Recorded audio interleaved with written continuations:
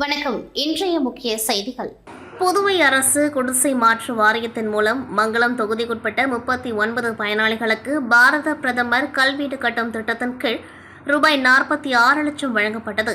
இந்நிகழ்ச்சியில் வேளாண் துறை அமைச்சர் தேனி ஜெயக்குமார், முதன்மை செயல் அதிகாரி சவுந்தரராஜன், இளநிலை பொறியாளர் அனில்குமார், நல ஆய்வாளர் மேகநாதன் ஆகியோர் கலந்து கொண்டார்கள். புதுச்சேரி கதிர்காமம் பகுதியில் அமைந்துள்ளது தில்லையடி வள்ளியம்மை அரசு ஆரம்ப பள்ளி. இப்பள்ளியில் 100க்கும் மேற்பட்ட மாணவ மாணவிகள் பயின்று வருகின்றனர். இந்நிலையில் புதுச்சேரி மாவட்ட ஆட்சியர் குலோத்துங்கன் இப்பள்ளியில் திடீர் ஆய்வு மேற்கொண்டார். அப்பொழுது மாணவர்களின் ஆங்கில திறன் கேட்டறிந்த அவர் மாணவர்களிடம் சில கேள்விகளையும் கேட்டார். மேலும் மாணவர்கள் கேட்ட சில சந்தேகங்களுக்கும் பதிலளித்த ஆட்சியர் அப்பள்ளியில் பணிபுரியும் ஆசிரியர்களிடம் மாணவர்களுக்கு நல்ல கல்வித்திறனை கற்றுத்தருமாறு அறிவுறுத்தினார். மேலும் மாணவர்கள் விளையாட்டிலும் கவனம் செலுத்த வேண்டும் எனவும் மாணவர்களிடம் அவர் தெரிவித்தார். தொடர்ந்து பள்ளியில் மாணவர்களுக்கு அடிப்படை வசதிகளான கழிப்பறை வசதி, சுத்தமான குடிநீர், போதிய வெளிச்சம் மற்றும் காற்று வசதி உள்ளிட்டவைகள் குறித்து ஆய்வு செய்தார். வீட்டுத் தோட்டம் அமைத்தல் மற்றும் தோட்டக்கலை பயிர்கள் பராமரிப்பு குறித்து அஞ்சல் ஊழியர்களுக்கு விதைப்பைகள் வழங்கி பயிற்சி அளிக்கப்பட்டது. அஞ்சல் துறை சார்பில் பிப்ரவரி 10ஆம் தேதி முதல் பிப்ரவரி 28ஆம் தேதி வரை வசந்த கால திருவிழா கொண்டாடப்படுகின்றது. நாகைக்கோட்டை அஞ்சல் கண்காணிப்பாளர் ஹரிகிருஷ்ணன் வழிகாட்டுதலின்படி காரைக்கால் தலைமை தபால் நிலையத்தில் வசந்தம் 2025 விழா சிறப்பாக நடைபெற்றது. அதன் ஒரு பகுதியாக தோட்டக்கலைத்துறை பயிலரங்கு நடைபெற்றது. இந்த நிகழ்வுக்கு காரைக்கால் அஞ்சல் துறை அதிகாரி காளீஸ்வரி தலைமை வகித்து தோட்டக்கலைத்துறை அலுவலர்களிடம் தங்களது சந்தேகங்களுக்கு விளக்கம் கேட்டு வீட்டிலேயே எளிய தோட்டம் அமைக்க அஞ்சல் ஊழியர்களுக்கு அறிவுறுத்தினர். வேளாண் துறை அதிகாரி சரவணன், செயல் விளக்க உதவியாளர் ரமேஷ் ஆகியோர் பயிற்சி அளித்து வீட்டு தோட்ட முறைகள் குறித்து விளக்கினார்கள். மேலும் தபால் நிலைய ஊழியர்களுக்கு விதைப்பைகளை வழங்கி அதை எவ்வாறு பராமரிக்க வேண்டும் என விளக்கம் அளித்தனர். இந்நிகழ்ச்சியின் முடிவில் தபால்காரர் குமரவேல் நன்றி தெரிவித்தார். காரைக்காலில் வங்கி தொழிற்சங்கங்களின் ஒருங்கிணைப்பு குழு சார்பாக பல்வேறு கோரிக்கைகளை வலியுறுத்தி 100க்கும் மேற்பட்ட வங்கி ஊழியர்கள் மற்றும் அதிகாரிகள் கண்டன ஆர்ப்பாட்டத்தில் ஈடுபட்டனர். புதுச்சேரி மாநிலம் காரைக்கால் மாவட்டத்தில் வங்கி தொழிற்சங்கங்களின் ஒருங்கிணைப்பு குழு சார்பாக வாரம் 5 நாள் வேலையை வலியுறுத்தியும் வங்கிகளில் போதிய அளவு ஊழியர்களை நியமிப்பது, தற்காலிக ஊழியர்களை நியமனம் செய்ய வேண்டும் உள்ளிட்ட கோரிக்கைகளை வலியுறுத்தி எதிர்வரும் மார்ச் 24 மற்றும் 25 ஆகிய தேதிகளில் நாடு தழுவிய வங்கி வேலைநிறுத்த போராட்டம் இந்தியன் வங்கி முன்பு அனைத்து வங்கிகளின் சார்பாக 100க்கும் மேற்பட்ட வங்கி அதிகாரிகள் மற்றும் ஊழியர்களின் கண்டன ஆர்ப்பாட்டம் நடைபெற்றது. இந்த கண்டன ஆர்ப்பாட்டத்தில் வாரம் 5 நாள் வேலையை வலியுறுத்தியும் வங்கிகளில் போதிய அளவு ஊழியர்களை நியமிப்பது உள்ளிட்ட பல்வேறு கோரிக்கைகளை வலியுறுத்தி வங்கி அதிகாரிகள் மற்றும் ஊழியர்கள் கண்டன கோஷங்கள் எழுப்பி கண்டன ஆர்ப்பாட்டத்தில் ஈடுபட்டனர். புதுச்சேரி காவல்துறை சார்பில் மக்கள் குறைதீர்ப்பு கூட்டம் புதுச்சேரி, காரைக்கால் மற்றும் மாஹே, ஏனாம் என மாநிலம் முழுவதும் உள்ள காவல் நிலையங்களில் இன்று நடைபெற்றது. அதன்படி முத்தியால்பேட்டை காவல் நிலையத்தில் நடைபெற்ற குறைதீர்ப்பு கூட்டத்தில் டிஐஜி சத்யசுந்தரம், முதுநிலை காவல் கண்காணிப்பாளர் கலைவாணன் ஆகியோர் பொதுமக்களிடம் குறைகளை கேட்டறிந்தனர். அப்பொழுது பொதுமக்கள் தங்களது குறைகளை கண்ணீர் மல்க தெரிவித்தனர். மேலும் பல்வேறு பிரச்சினைகளுக்கு உடனடியாக தீர்வு காணப்பட்டது. அதனைத் தொடர்ந்து செய்தியாளரிடம் பேசிய டிஐஜி சத்யசுந்தரம், புதுச்சேரியில் தொடர்ந்து நடைபெற்று வரும் குறைதீர்ப்பு கூட்டம் வருகின்ற 24ஆம் தேதி முதல் மக்கள் மன்றம் என நடைபெற உள்ளது.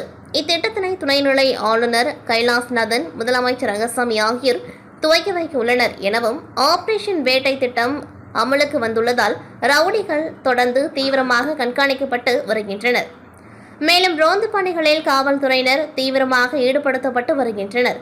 3 பேர் கொலை வழக்கில் வெளிநாடுகளில் இருந்து யாரேனும் பணம் கொடுத்து உதவி செய்திருந்தால் அவர்களும் கைது செய்யப்படுவார்கள் என அவர் தெரிவித்தார். அகில இந்திய அனைத்து வங்கி ஊழியர்கள் AIBEA அலுவலர்கள் தொழிற்சங்க கூட்டமைப்பு அதாவது UFBU சார்பில் கண்டன ஆர்ப்பாட்டம் நடைபெற்றது. புதுச்சேரி காந்தி வீதியில் உள்ள இந்தியன் வங்கி கிளை அலுவலகம் முன்பு நடந்த ஆர்ப்பாட்டத்திற்கு UFBU கன்வீனர் முரளிதரன் தலைமை தாங்கினார். இந்தியன் வங்கி ஊழியர் சங்க செயலாளர் ரீனா வரவேற்றார். நிர்வாகிகள் ரவீந்திரன், ஹரி, பேங்க் ஆஃப் பரோடா ஊழியர் சங்க நிர்வாகி ஆனந்தவேலன் முன்னிலை வகித்தனர். பேங்க் ஆஃப் இந்தியா அகில இந்திய சம்மேளன துணைத் தலைவர் சந்திரசேகரன், SBI வங்கி அதிகாரிகள் சங்க நிர்வாகி ராஜதுரை ஆகியோர் கண்டன உரையாற்றினர்.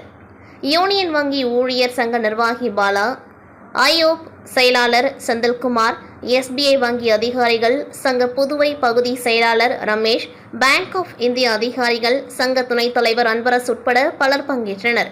ஆர்ப்பாட்டத்தில் வங்கிகளில் அனைத்து பிரிவு ஊழியர்கள், அலுவலர்கள் பணி நியமனம் மற்றும் அனைத்து தற்காலிக பணியாளர்களை நிரந்தரமாக்க வேண்டும், பொதுத்துறை வங்கிகளில் காலி பணியிடங்களை நிரப்ப வேண்டும் உட்பட பல்வேறு கோரிக்கைகள் வலியுறுத்தப்பட்டன. ஸ்டேட் வங்கி ஊழியர் சங்க நிர்வாகி நிதிஷ் நன்றி கூறினார். புதுச்சேரி பிரீமியர் லீக் போட்டிகளுக்கான வீரர்களின் ஏலம் இன்று காலை 11 மணிக்கு தொத்திப்பேட் கிரிக்கெட் அசோசியேஷன் ஆஃப் பாண்டிச்சேரியின் வளாகத்தில் நடைபெற்றது. பிபிஎல் அணிகள் வில்லியனூர் மோஹித் கிங்ஸ், ஊசுடு அக்காட் வாரியர்ஸ், மாஹி மகாலேஸ், Karaikal knight riders, white town டிராப்தாட் ஜென்ஸ், ஏனாம் ராயல்ஸ் உரிமையாளர்கள் தாங்கள் தக்க வைத்துக் கொண்ட வீரர்கள் உட்பட மொத்தம் 16 வீரர்களை எடுத்தனர். இந்த ஏற்பாடுகளை CAP நிர்வாகிகள் சிறப்பாக செய்திருந்தனர்.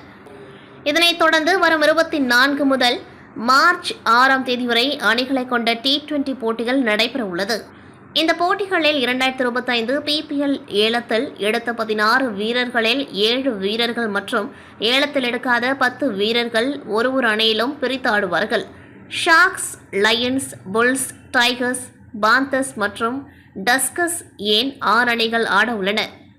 PPL 2025க்கான 2ஆம் சுற்று ஏலம் மார்ச் மாதம் 9ஆம் தேதி நடைபெறும். இதில் அணியின் உரிமையாளர்கள் இந்த T20 போட்டிகளில் அடிப்படையில் மீதி 4 வீரர்களை தேர்வு செய்வார்கள். புதுச்சேரி பிரீமியர் லீக் செயற்குழு வீரர்களுக்கும் அணிகளுக்கும் வாழ்த்து தெரிவிக்கின்றது. மேலும் தட்டாஞ்சாவடி பகுதியில் அரசு அச்சகம், குடிமைப் பொருள் வழங்கல் துறை, கலால் துறை, வேளாண் துறை, கூட்டுறவு அரிசி ஆலை, பாசிக், பாப்ஸ்கோ, ஒழுங்குமுறை விற்பனை கூடம், கட்டிட நல வாரியம், பான்டெக்ஸ், மெயின்துறை அலுவலகம், தொழிற்பேட்டையில் இயங்கக்கூடிய பல்வேறு விதமான தொழிற்சாலைகள் இருந்து வருகின்றது. இந்த அலுவலகத்திற்கு வந்து செல்லக்கூடிய பிரதான தொழிற்பேட்டை வழியை கடந்த 10 நாட்களுக்கு முன்பு காவல்துறை பேரிகார்டுகள் மூலம் மூடினர். இதன் காரணமாக பணிக்கு செல்லக்கூடியவர்கள் மற்றும் வாகன ஓட்டிகள் சுமார் 2 கிலோமீட்டர் தூரம் வரை சுற்றி வரும் நிலை ஏற்பட்டுள்ளதால் மிகவும் சிரமத்திற்கு ஆளாகியுள்ளனர். இந்நிலையில் எஸ்டேட் பகுதியில் மூடப்பட்டுள்ள சாலையை உடனடியாக திறந்து பொதுமக்கள் பயன்பாட்டிற்கு கொண்டுவர கோரி இந்திய கம்யூனிஸ்ட் கட்சி சார்பில் கொக்குபாக் சந்திப்பில் சாலை மறியலில் ஈடுபட்டனர். தகவல் அறிந்து சம்பவ இடத்திற்கு விரைந்து வந்த போலீசார் சமாதான பேச்சுவார்த்தை நடத்தி எஸ்டேட் பகுதியில் சாலையில் போடப்பட்டிருந்த பேரிகார்டுகளை அகற்றி மீண்டும் போக்குவரத்து தொடங்கியதை அடுத்து மறியலில் இருந்து கலைந்து சென்றனர். தமிழ்நாடு விழுப்புரம் மாவட்டம் விக்கிரவாண்டி கயத்தார் பகுதியை சேர்ந்தவர் ஜானகிராமன். இவர் புதுச்சேரி பகுதியை சேர்ந்த 16 வயது சிறுமியை 2019இல் திருமணம் செய்துள்ளார். அவருக்கு உடந்தையாக உறவினர்களான தனலட்சுமி, லட்சுமி, கிருஷ்ணமூர்த்தி மற்றும் சிறுமியின் தந்தை ஆகியோர் இருந்துள்ளனர். இந்நிலையில் திருமணத்திற்கு பிறகு சிறுமியை ஜானகிராமன் அடித்து துன்புறுத்தியதாக புகார் எழுந்தது. அதையடுத்து சிறுமி தரப்பில் திருக்குனூர் காவல் நிலையத்தில் புகார் அளித்தனர். போலீசார் விசாரணையில் சிறுமிக்கு சட்டவிரோதமாக திருமணம் நடைபெற்றிருப்பது தெரியவந்ததை அடுத்து போக்சோ பிரிவின் கீழ் ஜானகிராமன் உட்பட 5 பேர் மீது வழக்கு பதிந்து கைது செய்தனர். அவர்கள் மீதான வழக்கு விசாரணை புதுச்சேரி போக்சோ சிறப்பு நீதிமன்றத்தில் நடைபெற்று வந்தது. விசாரணை முடிந்த நிலையில் குற்றம் சாட்டப்பட்ட ஜானகிராமனுக்கு 20 ஆண்டுகள் சிறை தண்டனையும் ரூபாய் 20,000 அபராதம் விதித்து நீதிபதி சுமத்தி உத்தரவிட்டார். மேலும் 4 பேருக்கு தலா 2 ஆண்டுகள் சிறையும் தலா ரூபாய் 10,000 அபராதமும் விதிக்கப்பட்டது. இத்துடன் செய்திகள் நிறைவடைகின்றது. நன்றி, வணக்கம்.